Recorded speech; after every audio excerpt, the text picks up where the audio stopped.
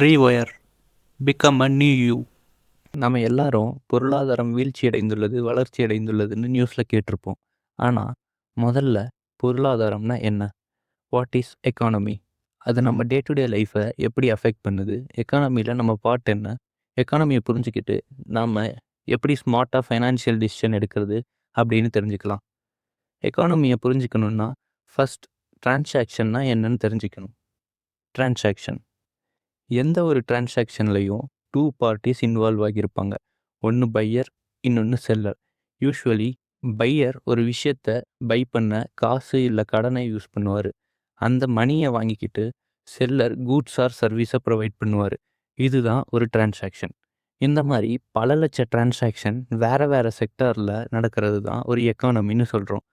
இங்கே நல்லா நோட்டீஸ் பண்ணி பார்த்தீங்கன்னா ஸ்பெண்டிங் தான் ஒரு எக்கானமியை ட்ரைவ் பண்ணுது. ஏன்னா one man spending is another mens income. So ஒரு நல்ல எக்கானமியில் ஸ்பெண்டிங் நல்லா இருக்கணும் அண்ட் ஆல்சோ கிரெடிட்டும் இருக்கணும். கிரெடிட்னா என்ன? யாருக்கு கிரெடிட் கிடைக்கும்? எக்கானமிக்கு டிரான்சாக்ஷன் தான் ஆணிவேர்னு பார்த்தோம். ஆனால் அந்த டிரான்சாக்ஷனுக்கு பேசிக்கான நீட் ப்ராடக்ட் ஆர் சர்வீஸ். யார் ஒருத்தர் ப்ரொடக்டிவாக இருந்து நல்ல சர்வீஸ் ஆர் ப்ராடக்டை ப்ரொவைட் பண்ணுறாங்களோ அவங்க தான் ப்ரொடியூஸ் பண்ணுவாங்க, அதை செல் பண்ணுவாங்க, நிறைய ஏர்ன் பண்ணுவாங்க. அவங்க நிறைய ஏர்ன் பண்ணுறதுனால அவங்களுக்கு மணி ரன் பண்ணால் திருப்பி தருவாங்கன்னு பேங்க்ஸ் அவங்களுக்கு கடன் கொடுப்பாங்க.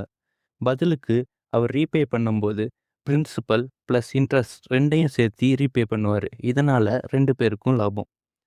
ஆனால் கிரெடிட் ஏன் இருக்கணும்? இமேஜின் ஒரு எக்கானமியில் கிரெடிட்டுங்கிற சிஸ்டமே இல்லைன்னா ஒரு மிடில் கிளாஸ் ஃபேமிலி வீடு வாங்குறது பாசிபிளே இல்லை. ஏன்னா 1 இயர் இன்கம் அவ்வளோ லெஸ். எல்லாரும் சூப்பர் ப்ரொடக்டிவாக இருந்து ஏர்ன் பண்ணவும் முடியாது. ஸோ கிரெடிட்டுங்கிற சிஸ்டம்னால ஒருத்தர் ஏர்ன் பண்ணுறதை விட அதிகம் ஸ்பெண்ட் பண்ண முடியும். கிரெடிட் இருந்தால் ட்ரீம் ஸ்டார்ட் ஆகும், கிரெடிட் இல்லைன்னா ட்ரீம்ஸ் வெயிட் பண்ணும்.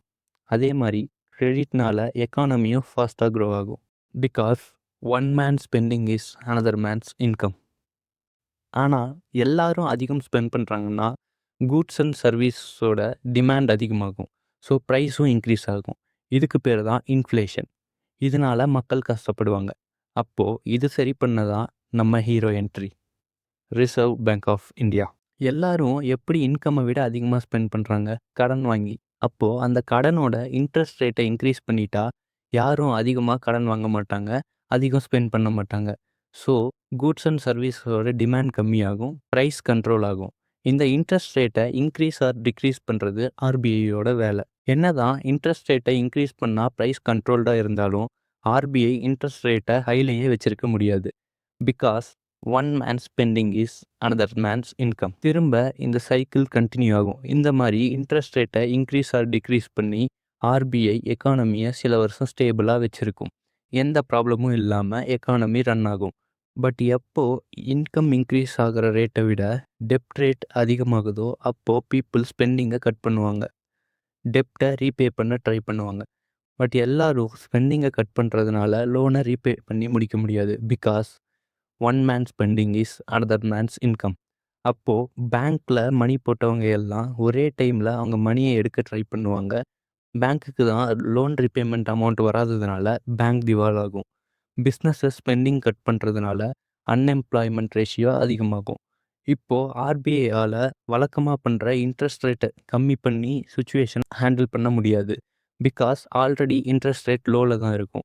அப்போது சுச்சுவேஷனை கண்ட்ரோல் பண்ண ரிசர்வ் பேங்க் இந்த ஸ்டெப்ஸை ஃபாலோ பண்ணுவாங்க.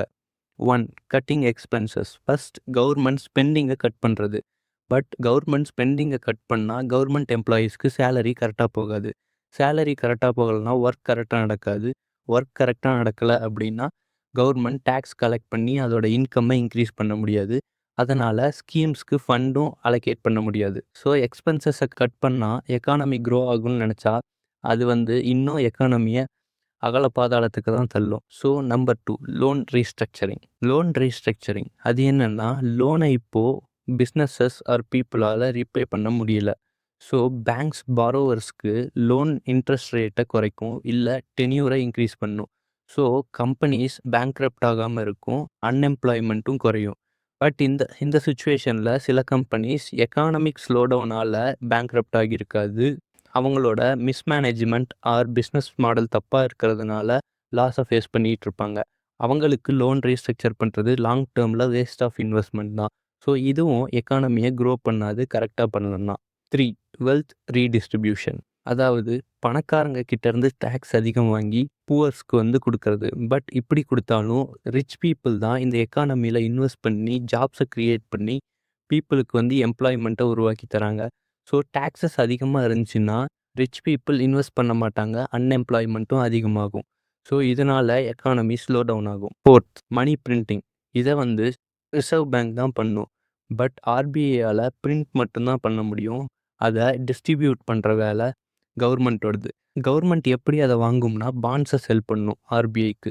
நான் வாங்குகிற இன்வெஸ்ட்மெண்ட்டில் எவ்வளோ ரிட்டர்ன்ஸ் தரேன்னு ஒரு ப்ராமிஸோட. அப்புறம் அந்த மணியை இன்ஃப்ராஸ்ட்ரக்சர், கவர்மெண்ட் எம்ப்ளாயி சேலரி, ஸ்கீம்ஸ்ன்னு ஸ்பெண்ட் பண்ணும். இதை பண்ணால் மக்கள் கையில் டைரெக்டாக மணி போகும். ஸோ ஸ்பெண்டிங் இன்க்ரீஸ் ஆகும்.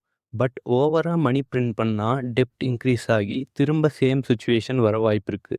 ஸோ பாலிசி மேக்கர்ஸ் ஃபஸ்ட்டு சொன்ன 3ஐயும் மணி பிரிண்டிங்கையும் கரெக்டாக பேலன்ஸ் பண்ணால் எக்கானமி கரெக்டாக திரும்ப க்ரோ ஆக ஸ்டார்ட் பண்ணும். இதுதான் ஒரு எக்கானமியோட ஓவர்வியூ. இதிலேருந்து நாம் என்ன லேர்ன் பண்ணலான்னா, ப்ரொடக்டிவிட்டி இன்க்ரீஸ் பண்ணால் நம்ம ஏர்னிங்ஸை இம்ப்ரூவ் பண்ணலாம். அண்ட் டெப்ட் வாங்குறது ஸ்பெண்டிங்காக இருக்கக்கூடாது, பட் இன்வெஸ்டிங்காக இருக்கணும். அப்படி இருந்ததுன்னா இந்த மாதிரி கிரைசிஸ் சுச்சுவேஷனில் கவர்மெண்ட்டே நமக்கு ஹெல்ப் பண்ணும். இப்படி பண்ணால் நாமளும் வெல்த் பில்ட் பண்ணி ஒரு நல்ல ஸ்டேஜுக்கு போகலாம். So become financially literate. இதே மாதிரி வேறு ஏதாவது டாபிக்ஸ் பற்றி நான் பேசணும் அப்படின்னா கமெண்ட் பண்ணுங்கள். இந்த வீடியோ எப்படி இருந்தது அப்படின்னு கமெண்ட் பண்ணுங்கள். தேங்க்யூ.